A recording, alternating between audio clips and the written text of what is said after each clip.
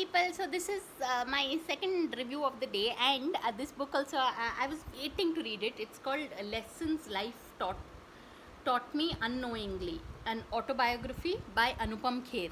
And I had no idea that Anupam Kher, the actor, was so very well read. Yeah, the gentleman is. If you read this book, you get to know that.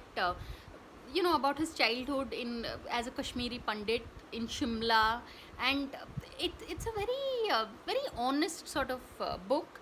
But I'll be honest, since it's an honest book, there's a lot of self glorification involved in the book.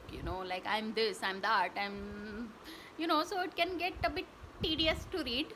But on the whole, life lessons, the lessons life taught me unknowingly is the sort of book that you should pick up unknowingly and realize that there is indeed a lot of wisdom in it.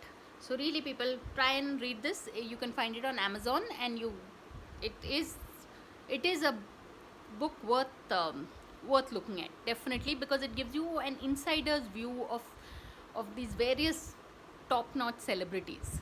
So on that note, thanks for watching, and please subscribe.